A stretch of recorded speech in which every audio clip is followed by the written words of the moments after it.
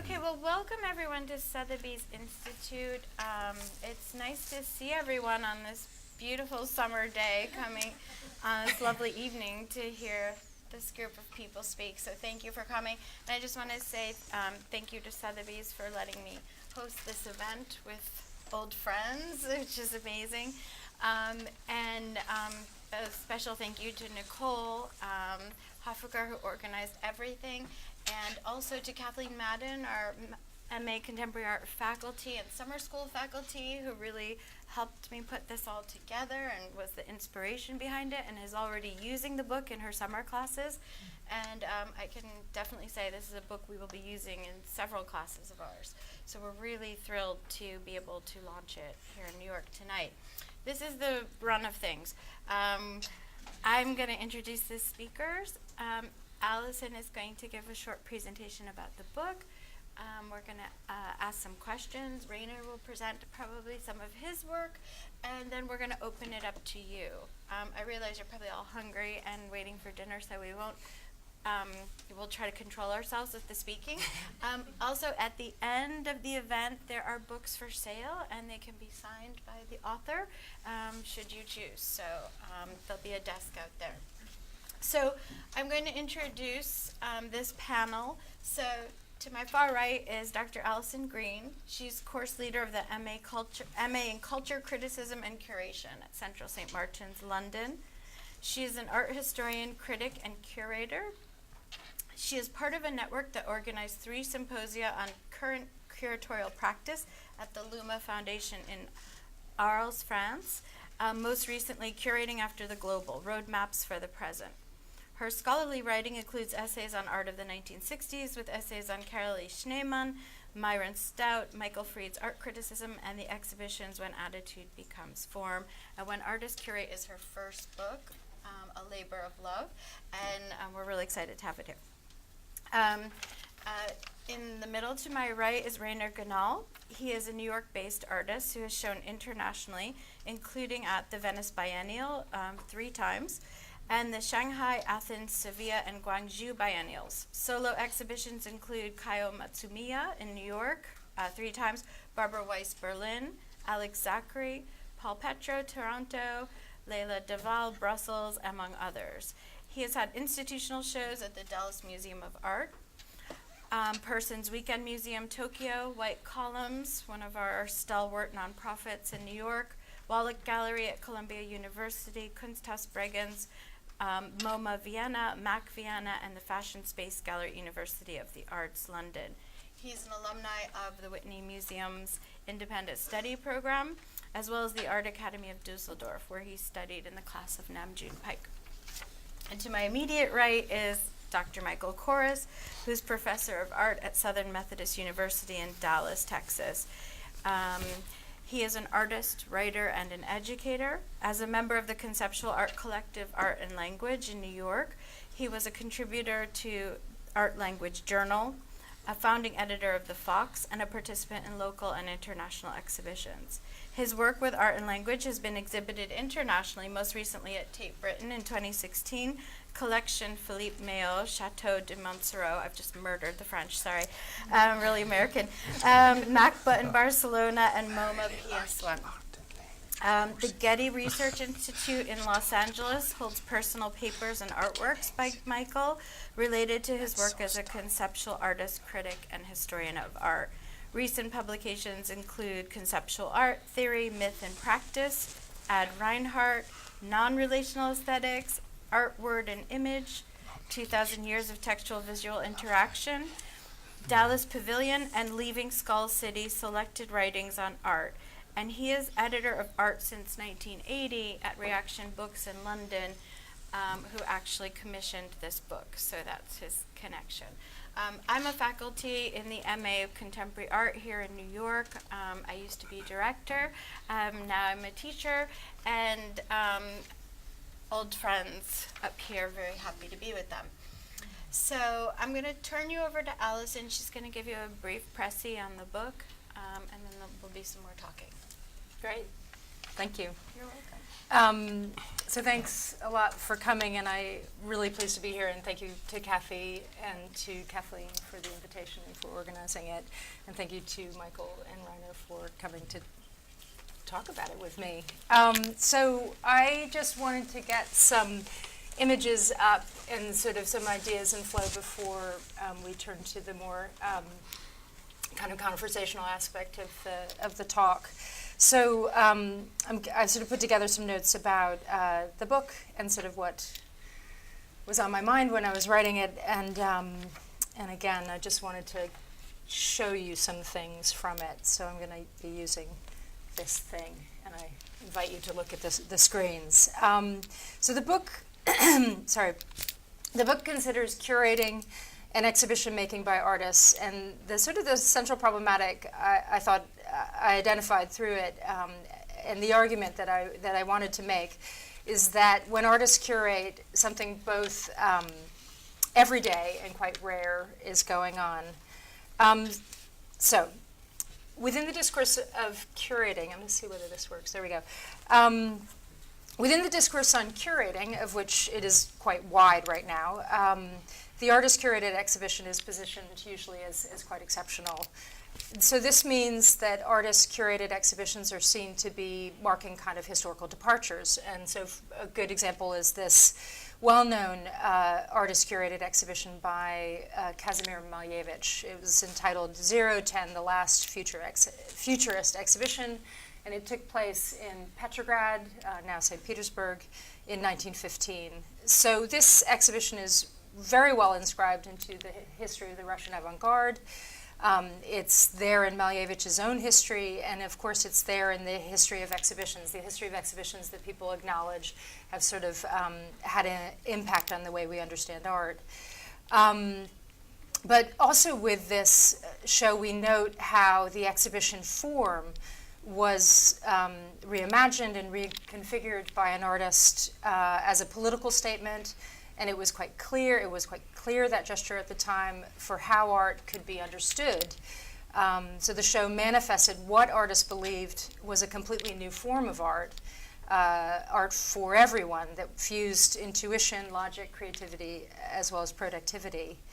So in this example, artist curating seems exceptional and out of the ordinary, albeit at the same time becoming more common. So for example, now we can cite the increasing numbers of major biennials, international biennials that are curated by artists. So for example, just last year, Rax Media Collective, the artist collective DIS, and the artist duo Michael Elmgreen and Ingar Dragset curated respectively biennials in Shanghai, Berlin, and Istanbul. And it's significant that such institutional roles are as likely now to be held by an artist as by a non-artist. But at the same time, this is not such a recent thing. Well beyond a well-known example like the Malevich, research has been done recently into 18th, 19th, and 20th century museum exhibitions that reveals the many ways in which artists played significant roles in the founding, the running, the directing, and the management of museums before the 20th century. So we can see that the artist-curated exhibition is sort of, on the one hand, an entirely different entity from other kind of exhibitions. A sort of bright star in a universe of exhibitions, shows, and expositions which are sort of ubiquitous. But in other regards, artists organize and curate so prolifically and so commonly that I thought that we needed a better way of narrating their significance than that sort of exceptionalism suggests. So I saw this duality in many places, but one of them was in the work of the Fluxus artist Robert Filiu, and I'm showing you here a work that he made in the 1960s. So Filiu, as you might know, was an artist who, in the 1960s, designated his hat as an exhibition space. So in Filiu's work, I saw that there are these outward gestures. So, for example, sort of claiming space. So in the work that I'm showing you, it's sort of like overlaying a picture postcard of Paris monuments with his drawings of red, green, and blue hats. But in Filiu's work, there are also more sort of fugitive gestures relating to making art in a way that is in a close relationship with everyday life, with ordinary life. And in Filiu's case, you can see the hat as a kind of extension of his body, the fact that he carried it everywhere. And I came to think of this as a kind of value system within curating by artists, such that sort of simply putting art in a place where it can be seen comes as a sort of normalization or a sort of habit that was coincidental with making art. So I'm just going to take you through 4 examples of, and sort of a couple of working ideas that helped me choose the exhibitions and the artists that I included in the book. So the first is this pretty well-known example of the African-American artist Fred Wilson and his 1992 exhibition, Mining the Museum. So one thing that interested me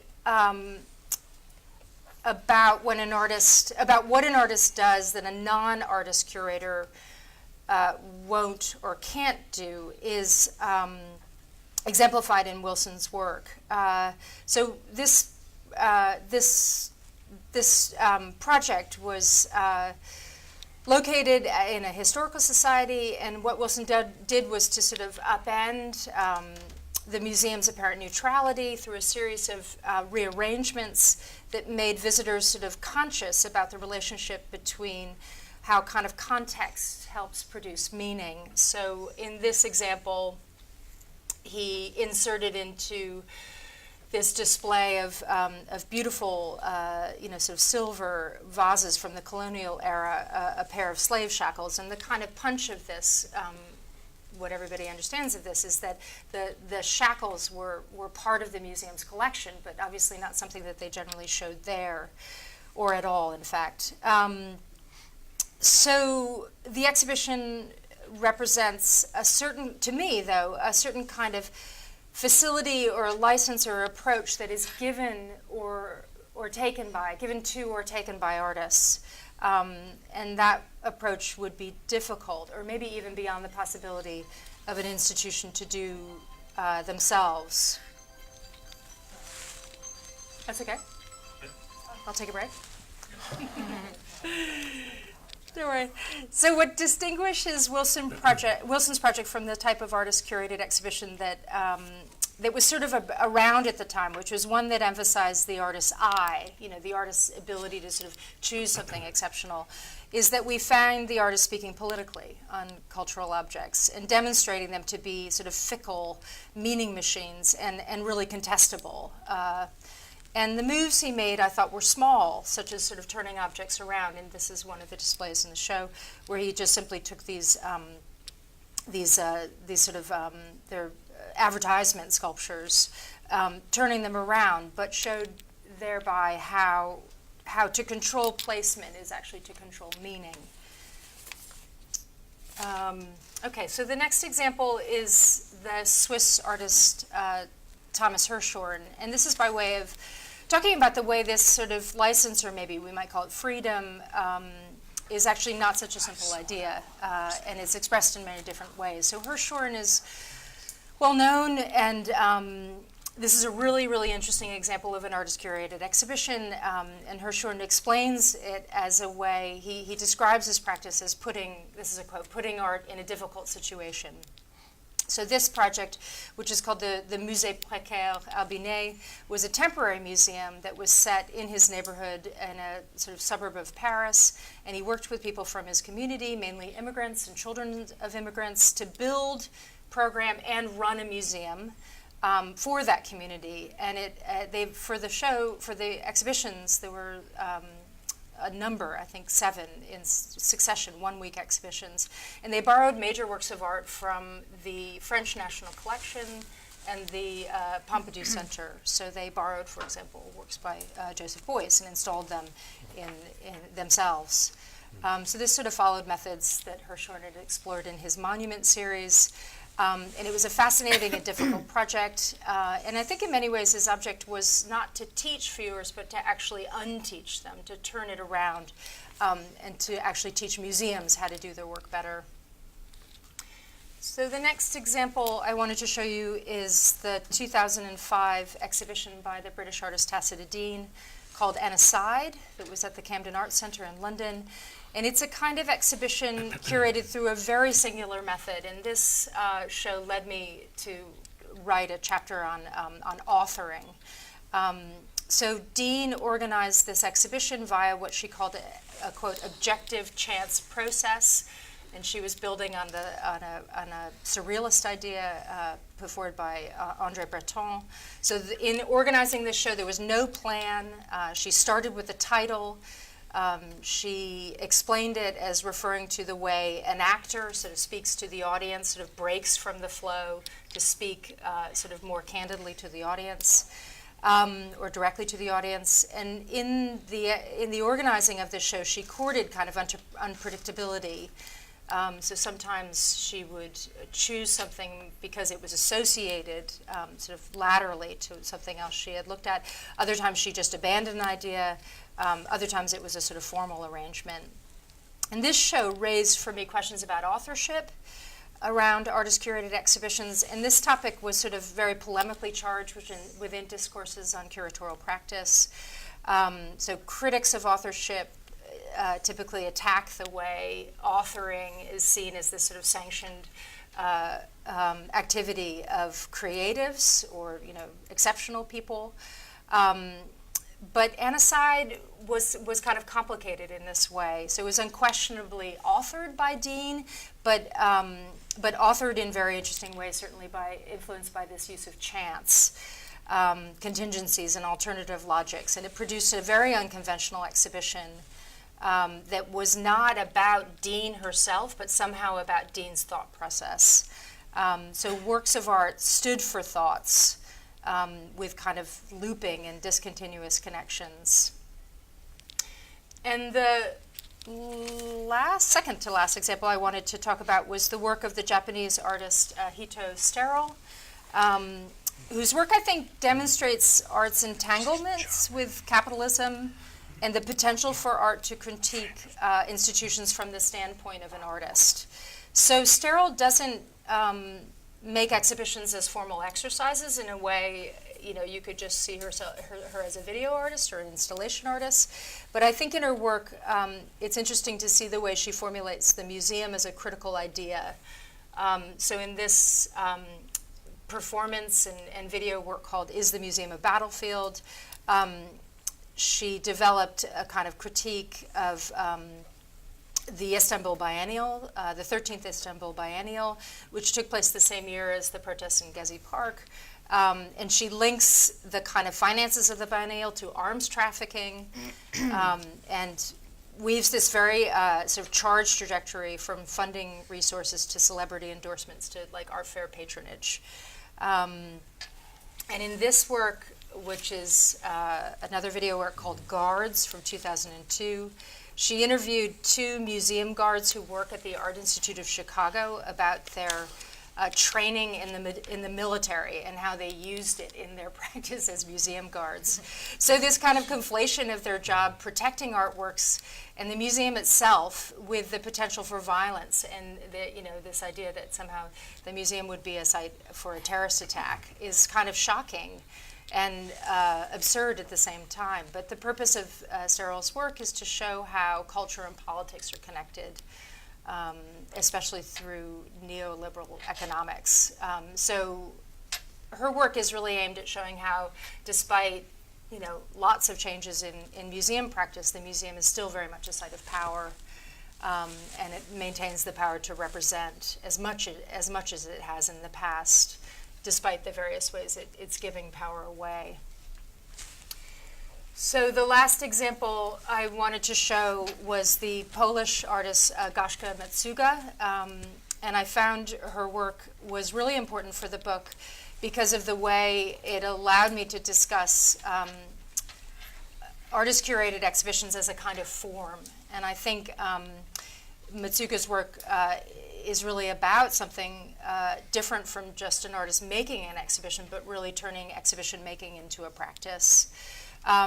So in her early work, Metsuga played very sort of in a fun and exploratory way with different kind of sites of exhibition. So this is a work from 1999 called Cave, and it proposed the idea that Lascaux was the original, the first exhibition, the kind of exhibition. So the piece was called Cave, and she made this cave, I think, twice out of brown paper, and sort of put artworks inside it. And this was followed by this, which is the cover of the book, a show at Gasworks in London called Picture Room, which I think Kathleen and I went to together.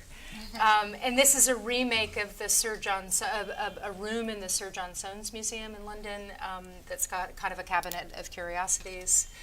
And then this is a really interesting exhibition called The Nature of the Beast that when the Whitechapel Gallery reopened, they featured for the first 6 months, which was part research project, part installation, part participatory exhibition. And this was a really interesting project that, in a sense, brought together a lot of the things that Metsuga had been doing. So it was linked to the Whitechapel's own long-held aspiration to show for a second time Picasso's painting Guernica. But in fact, so they had asked twice in the sort of 1950s and again in the 1980s to borrow the painting unsuccessfully. But what Metsuga did was she borrowed the tapestry, which is normally shown in the United Nations, and built an exhibition around that, and around the kind of archival documents. So it really was quite a different gesture than I think the Whitechapel had in mind, and exemplary of what an artist would bring to that project. So I think more than that, Metsuga shows something about the craft of exhibition making by artists. And what I'd argue is that Metsuga makes use of space as a holder for content, involving not only physical space so much as kind of creating juxtapositions between objects set in a room, for viewers to bring an understanding of that story and to make conceptual connections between the elements themselves. So there's sort of a whole and detail, and there's also this space left between things, sort of a kind of ellipses that don't spell everything out. So that's most of my introduction. I just wanted to maybe read out the chapter titles. I thought, without belaboring too much about the book, they might offer us some kind of working concepts to follow in the discussions or to refer back to. So it's organized into 7 chapters. The first one is called A Brief History of Artists Curating Before the 1980s. I couldn't help myself. Being held to the kind of 1980 to the present was really interesting to make this about recent art, but there was so much and the history was so rich that I wrote a sort of rush through history. Then chapter 2 is called Experimenting with and Without Curators, and experimentation is a key trope within artists curating. The third chapter is called Museums and Not Museums, this kind of play or constant critique between artists being both interested in institutions and quite critical of them. The fourth chapter is called Authoring. The fifth chapter is called Habitus, which is about sort of habit and ordinary life through a kind of idea of the French sociologist Pierre Bourdieu. The sixth chapter is called Open Works, and the seventh is called Displays of Criticality. So, thank you. Thank you. Thank you. There are so many great examples in the book, both historical and contemporary, to learn about, but also to teach from. I think it's a very, such a useful book for us. And Michael, I want to ask you, in your role as commissioning editor of this series of books from 1980s to present, how this came about, like the sui generis of it. Was it a book that you had the idea for and you invited Allison, or like what was the discussion like, and how does it fit into the series? I believe this is the second. This is the second in the series. That's right. So Well, Allison and I, we have a relationship, and I was supervising her PhD for a time in Oxford, and I know she was writing about Harold Zeman. And it was basically a proposal of Allison's to do this.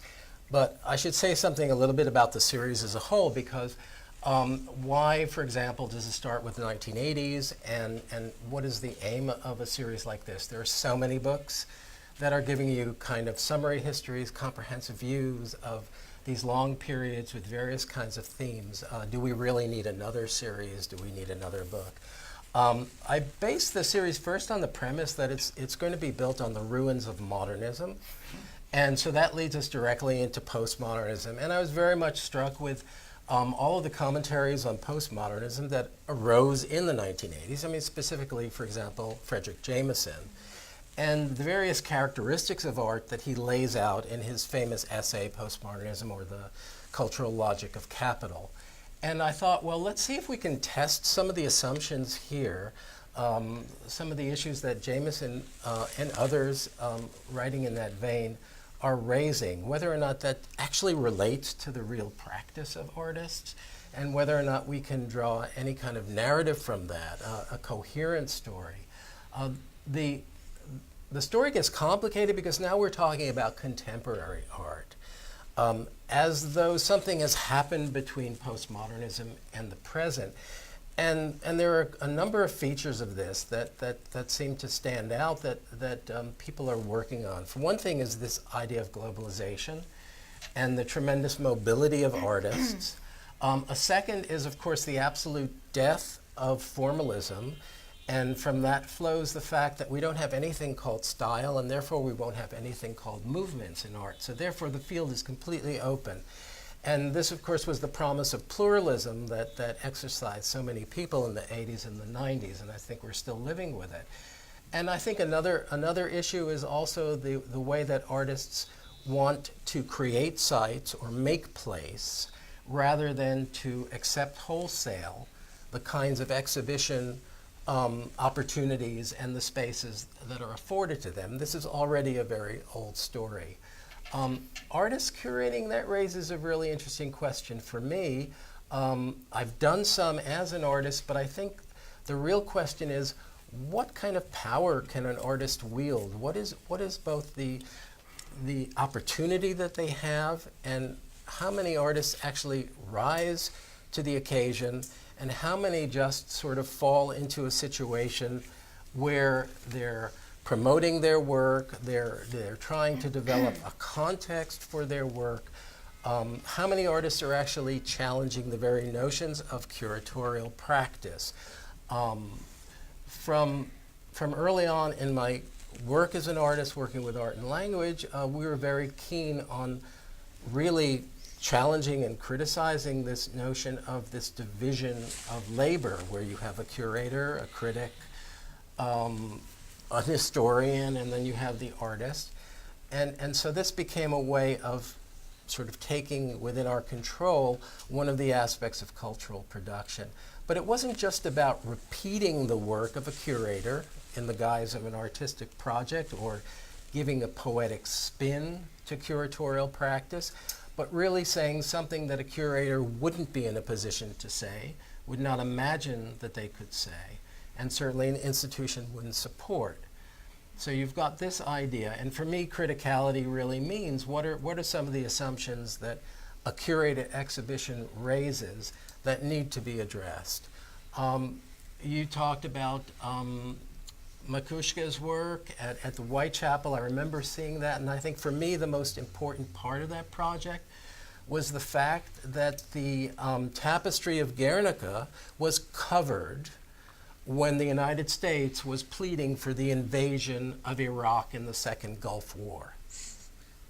This was not going to be a good, quote-unquote, optic to have this as a background against what was going on.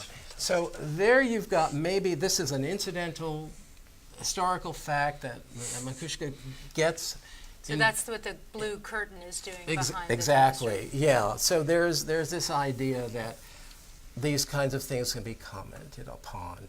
I think artists have a much harder road to hoe now, and I think maybe one of the problems with artists as curators is that maybe they look too closely at what André Malraux, as you know, Minister of Culture for France, did with the Museum Without Walls, the Imaginary Museum, that now everything can be removed from a context and placed in this kind of metaphysical position.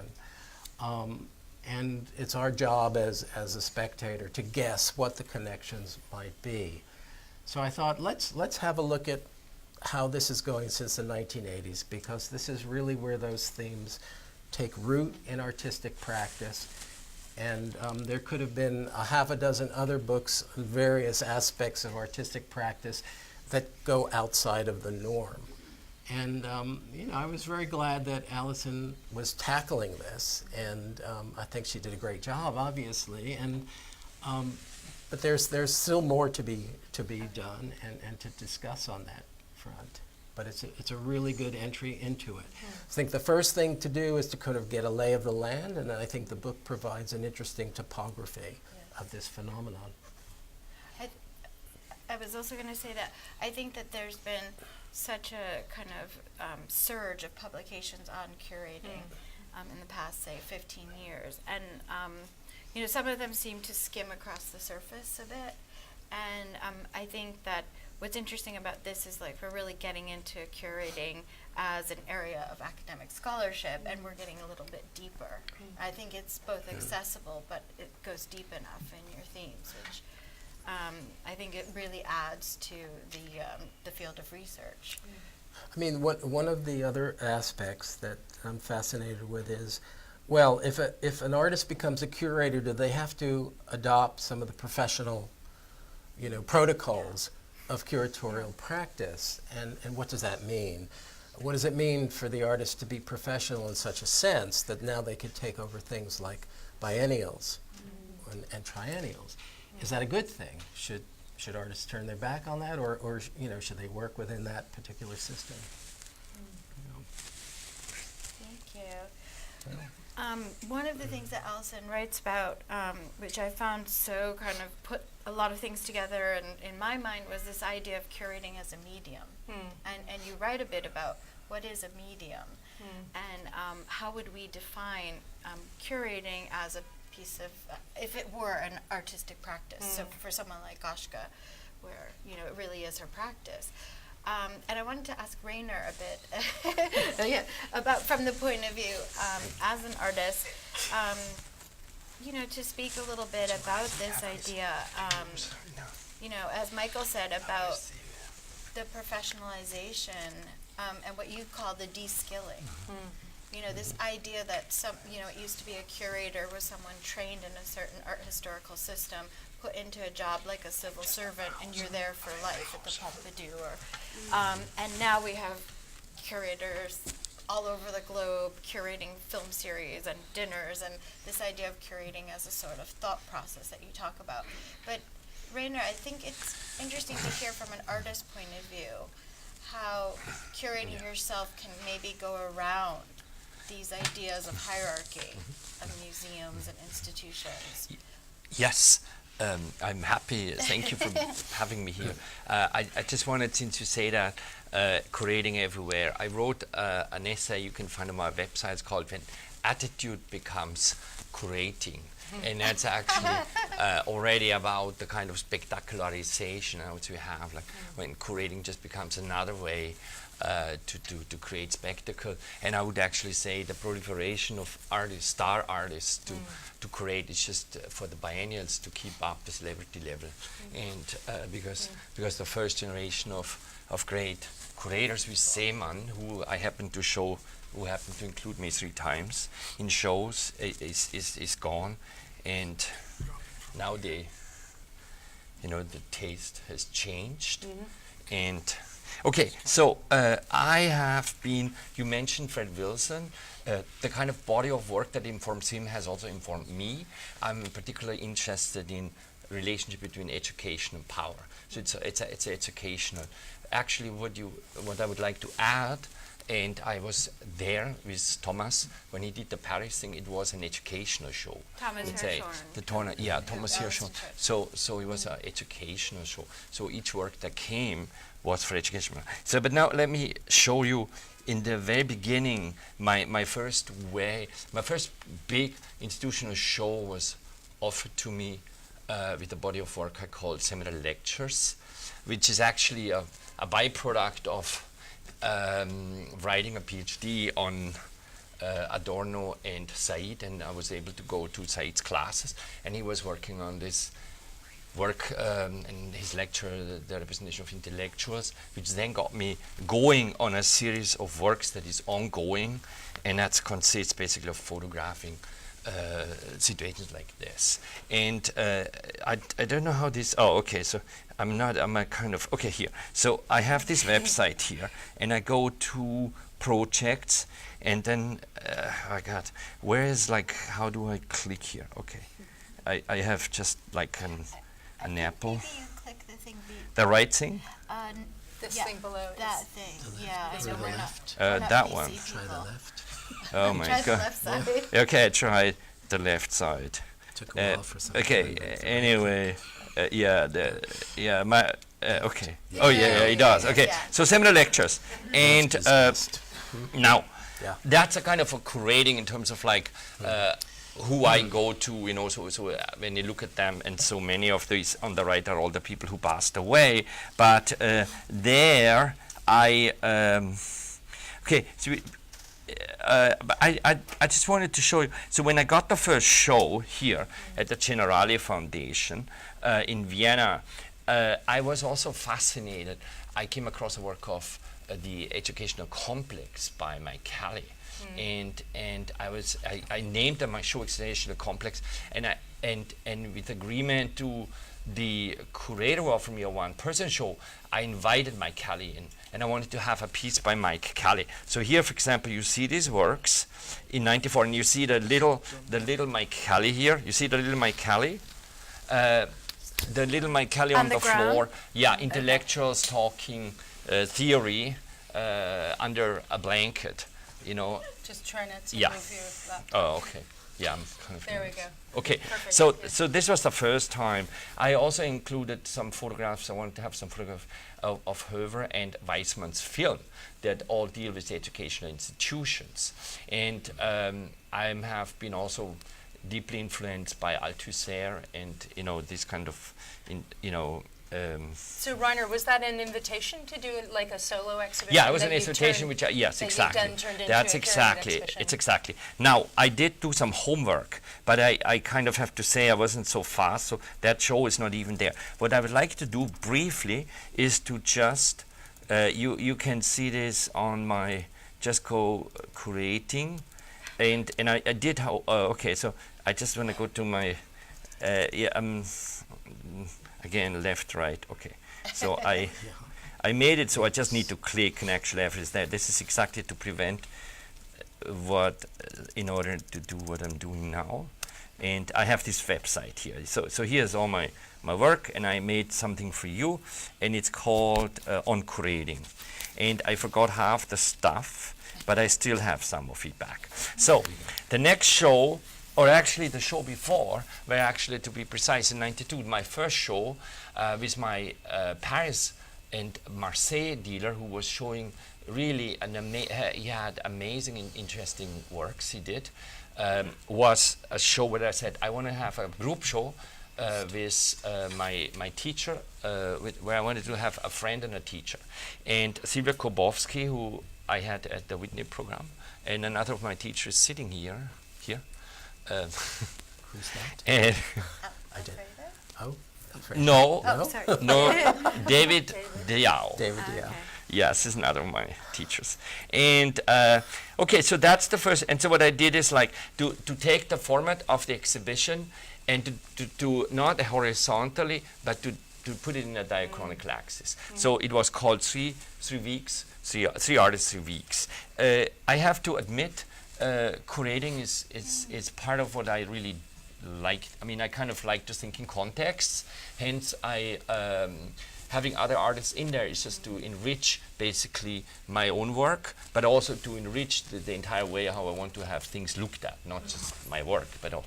So I like this dialogue. So that's why I had this work, and now the Can I just make a yeah. quick recommendation, because it's the images going off. Is the image going off? Maybe we can. just put it there. Yeah, I can put it there. Now it's kind of easy because it can just go down. Great, there we go. Yeah, Perfect. do I need 2 fingers? Yeah, 2 fingers. Okay. So this show, in the next show, and again, this dealer who died of cancer, he was fabulous and he was crazy and he was insane. He produced, for example, Jeff Wall's Children Pavilion, and at one point he made a conference with Buch Loh and everybody that he showed quite amazing artists, not only Daniel Buren, and financed him all his books, and John Knight and Lawrence Wiener and many more. But he also he gave me, as a very young artist, the entire booth in Basel. And he said, do whatever you want to do.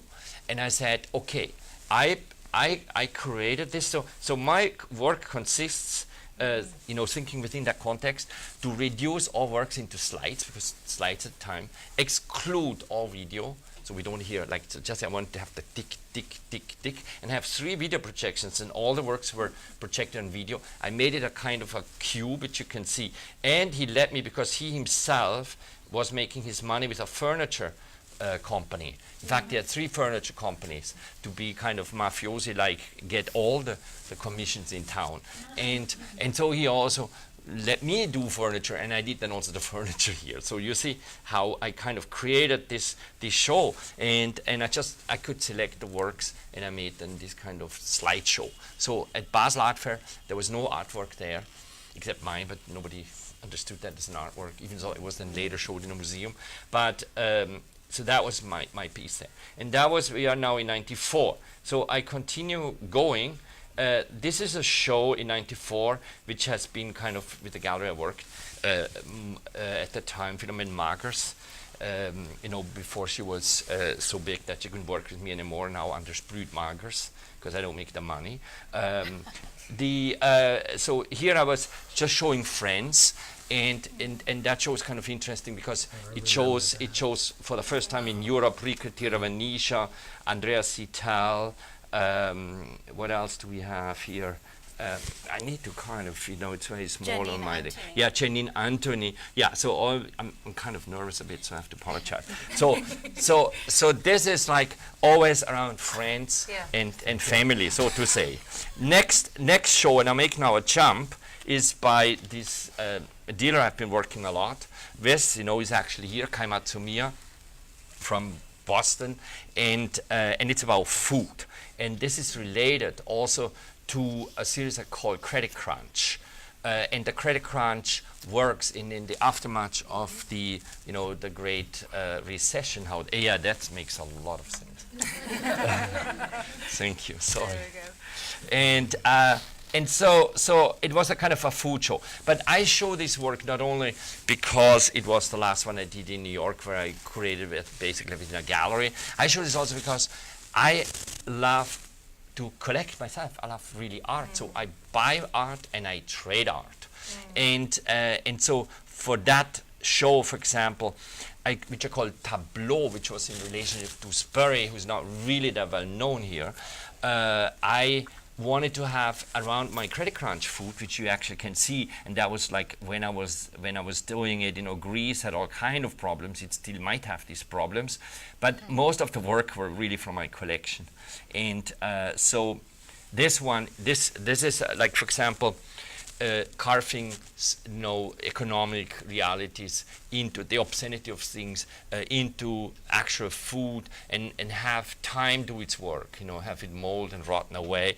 Then I have stuff in porcelain, and I make this kind of tableau-like arrangements. And so the next thing, so I wanted to have Spurrier, I was able to buy this Spurrier on auction for very little, because Spurrier in '72 was most likely in love and made a piece with an artist that nobody knows anymore, hence it didn't cost anything.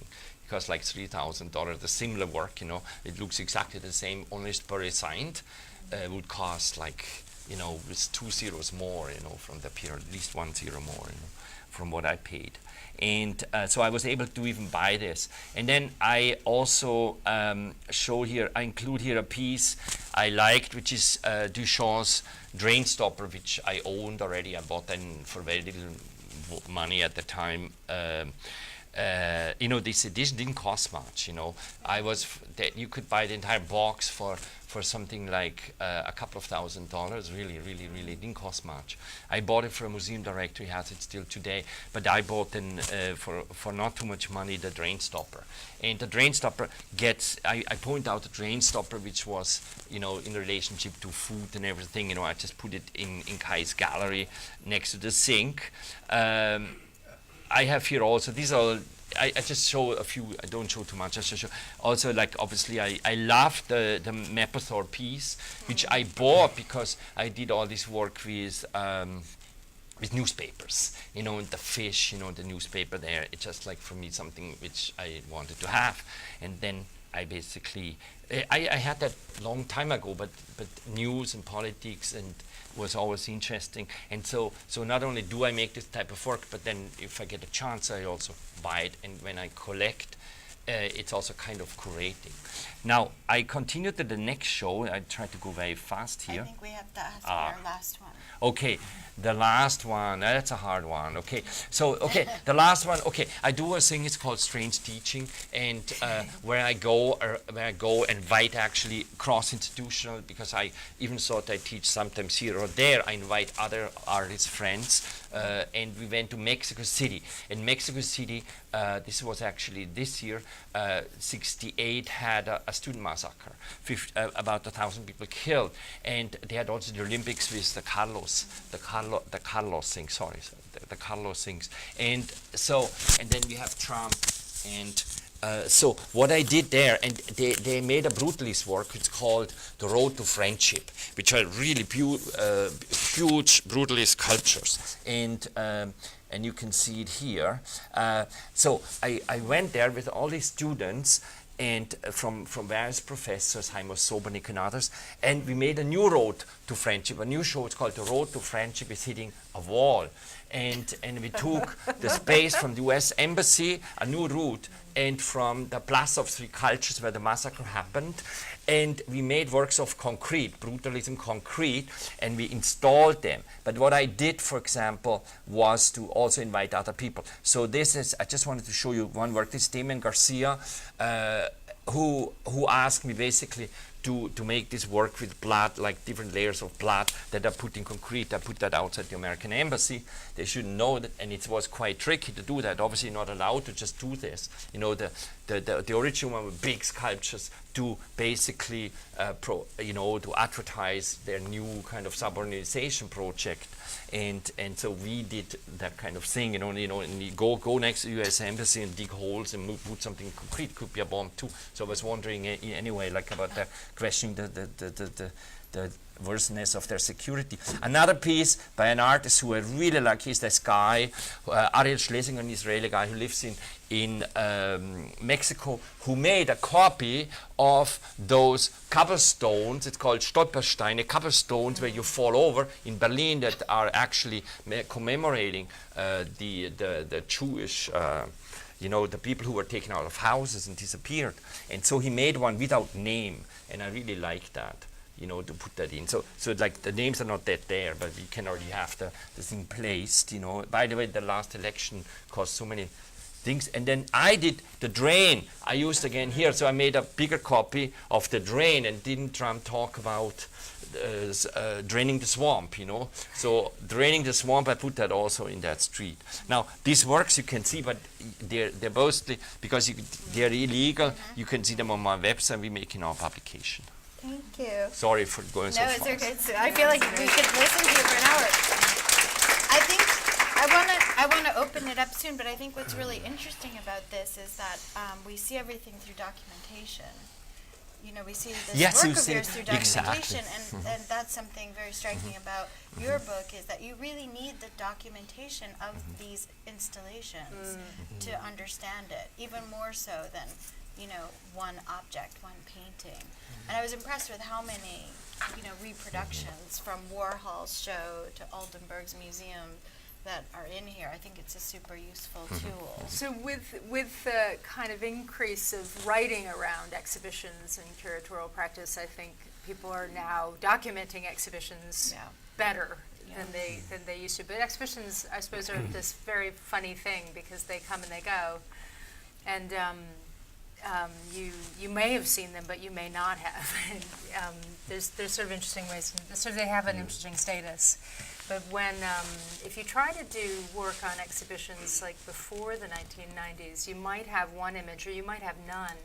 And so there's a lot of the exhibition histories have to do with this really forensic, you know, recovery of kind of oral history and cross-documentation, all this kind of stuff. But it is kind of getting better now. I think people are taking more pictures. Even in the 90s, Yeah. there are projects I worked on in London that I can't find pictures of Yeah. now, because it wasn't the same. I don't know. We weren't documenting every meal we ate and every second of our life. It was just a very different way of moving through the world. But it is fascinating, I think, as any researcher, when you go into an archive and you say, "Oh my God, I didn't know that Hesse showed next to that Agnes Martin in this show." So these photographic reproductions are very useful. Yeah, Rainer, Yeah. I was curious, how did it take so long to get to the public space in terms of a curatorial exercise? Were there other projects that you did before the one in Mexico City that, Yes. that were not part of the structure of exactly. the art world that you seem to be so embedded in? Yeah. Well, I do. It depends. I am in the system, weirdly enough, and I was actually had the pleasure to show in 3 shows of Seemann, and I can let you know that he was spending an entire afternoon with me and wanted to know what I do, and didn't come at me just right away. Hey, we want you to do this and we want to do that, which is actually the practice now. We want exactly this, and we want you should do the bar, you should do this. So that's a different story. Yes, I did a piece with, again, we didn't have anything. There's actually another strange teaching thing where I didn't have anything. It's in the New Yorker written up. It's called Artists Curate or something like that with my name. You can find it. And a writer called Rachel Corbett wrote this, which is about this strange teaching project we did here. And there, for example, we did sessions at Whole Foods. And we did them in foyers of galleries. We met people anywhere we met them. So when we didn't have a thing, but for example, Hans Hacke was giving us. You find that also on the website called strangeteaching.info. So we did that. Now I do a new one, which I'm really happy, which is Tehran next year, just given the political thing. And I use Jan Hut's famous concept called chambre d'amis, like friends' rooms from '86. But you know, Hut is a very spectacular guy. He was fantastic, and he had a museum, he had everything, but he wasn't good enough, so he went to collectors' houses to have like blue chip art in collectors' houses, you know, which is really interesting. But in our case, I use the chambre d'amis because we for sure don't have anybody who waits for us, no institution, no support. Not only that, they don't want it, and on top of it, I wanted the participants, again, I write now to my friend, professors, to send me students to participate. Also, if you're a professor here and you have students who want to participate, anybody who wants to participate, please write me. You, in all kind of function, I would be very happy if you want to help me, particularly if you're Iranian, and we want to go there. And each participant has to find a friend. So each participant has to find a friend for his own project, you know, and we try to invite other artists, so local artists. For example, Damien Garcia shows at Gladstone. I was able to convince him, we went to visit him, and I was able to convince him to participate. I mean, I had to do the work for him, but he gave me the instructions so I could do the work there. And I'm very happy. You mean Damien Ortega? Damien Ortega, yeah. Damien Ortega, that's the blood piece. And nobody, I couldn't ask my students to give me blood, so I had to do it myself. You know, very spectacular way. It's very difficult to get blood. I went to buy a syringe, I couldn't do it because I was kind of too afraid, and I went to all the different places. And that itself was an experience. And in the end, I just took my shaver and but then he didn't know. I got these wonderful pictures, but he didn't want to have it. No drama, no drama. Thank you. For that. Sorry.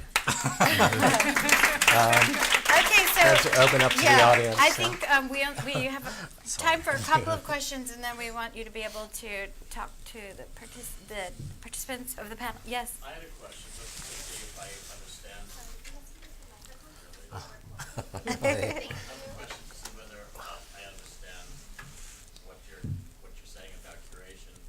It seemed to me like you're saying that curation is some sort of intervention in kind of into an institution. It seemed like you're Who's asking? Who are you asking the question to?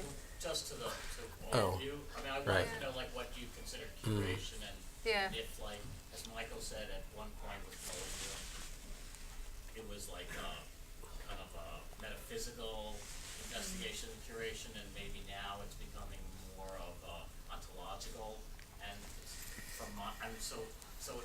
my hypothesis would be that, like with Benjamin and with thinking ontologically, maybe you still saw curation as this intervention from as opposed to an institutional view.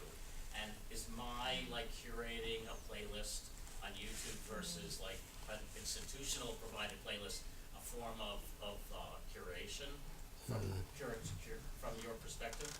Well, I mean, I guess in an obvious sense, you could say that curation is selection, simpliciter. But I think in general, artists need to spend less time figuring out how to burnish the institutional image of the museum and the profession of curating, and how to discover new ways to bring whatever expertise they think to bear on some really important issues and social behaviors in the world. There are glimpses of it, but I think it's still far too connected to what the conventions are. And of course, the ramifications of museums, museology is like, it's almost infinite now, especially with the kind of layer of biennales and triennales and documenta as something that just kind of covers the earth, this sense of globalism. So for me, I'm sort of looking beyond what we've gotten as a summation, and beyond what Rainer's doing. Well, I think, Allison, you speak to this quite a bit in the book, the idea of, what is curation? What was it 150 years ago, and what is it today, and the wide sweep of it as a sort of... I mean, one way of saying is that what artists have done with curating is actually quite multiple. So it's not, there isn't one paradigm. An intervention is one, a kind of selection is another, a kind of like a friendship model is another. There's another that feels very connected to a gesture of just putting something out, right? Taking something that's in and putting it out. But I think there's a discourse around curating that puts institutional curating as having to do with keeping things, like maintaining things for posterity, and sometimes the kind of contemporary curator, the artist, is positioned as the one who is about sort of setting up networks and relationships and putting information into play.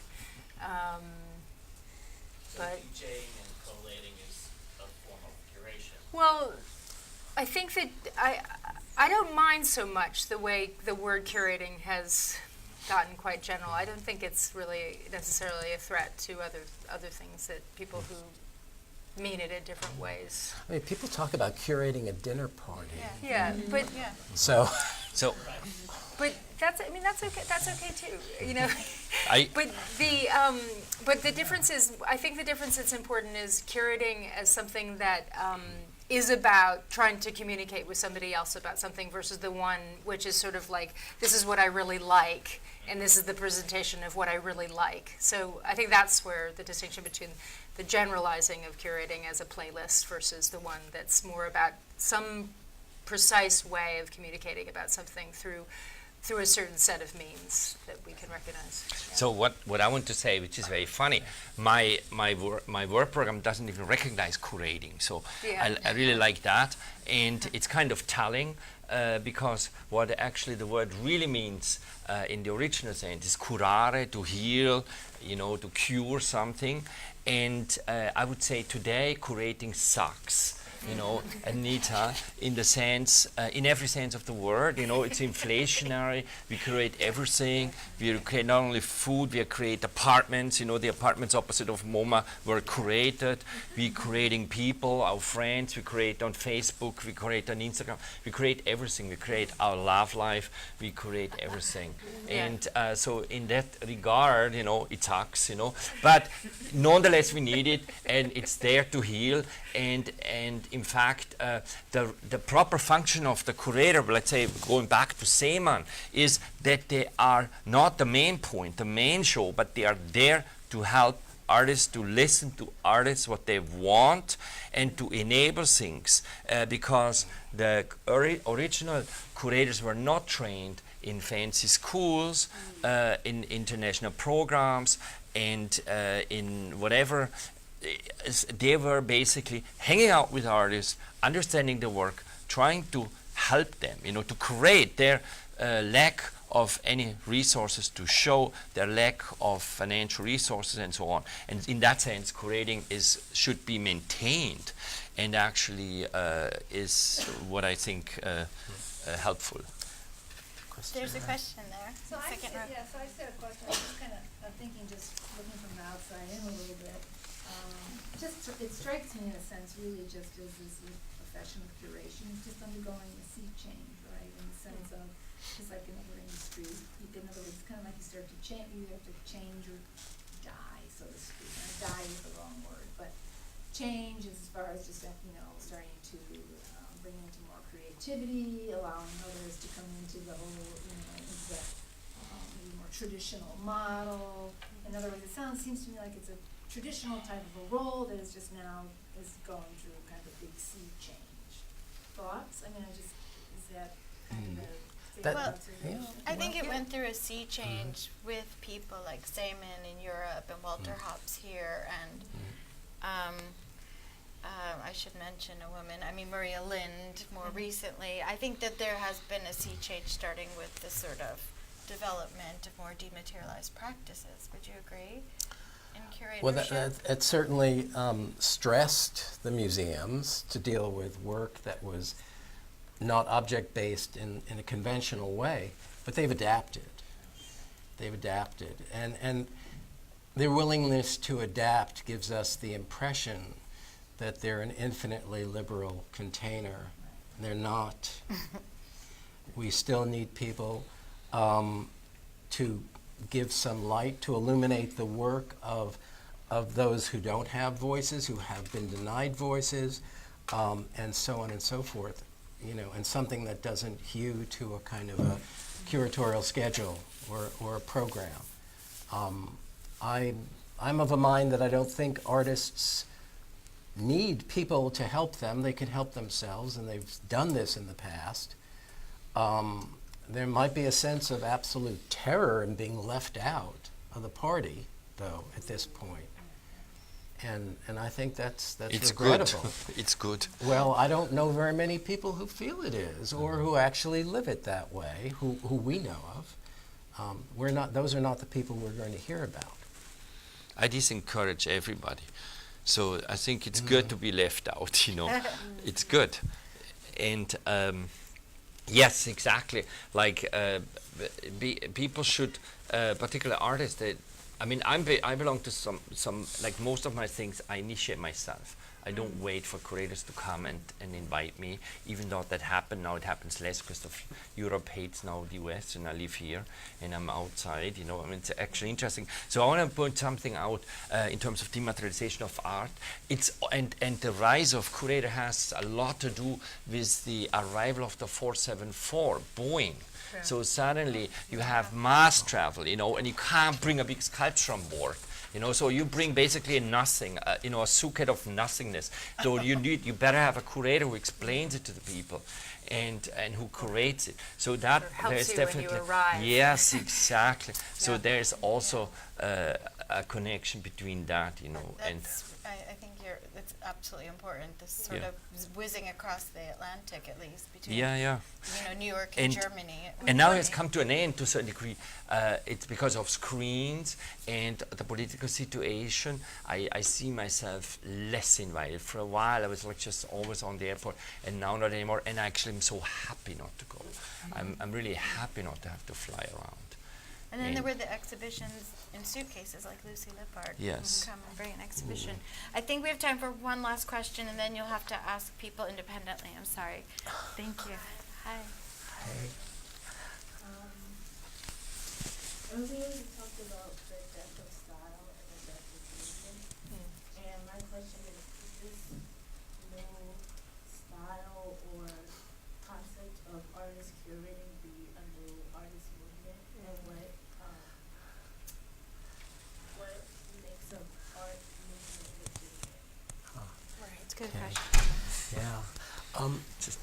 I don't think it would be a new movement, but I think it's a facility, and one of the new skills that artists have adopted since the 60s, since they lost so many skills when these transitions occurred in the 60s. People talk about that de-skilling.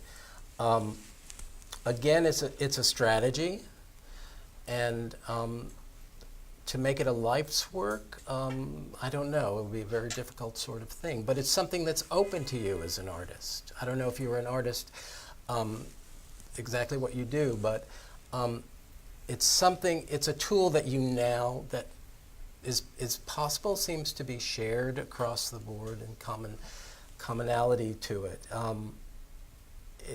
There's a long history of it in the avant-garde. You know, that people used to get together with other artists, and that was the way that they established themselves. And now you can do that for other reasons, different reasons.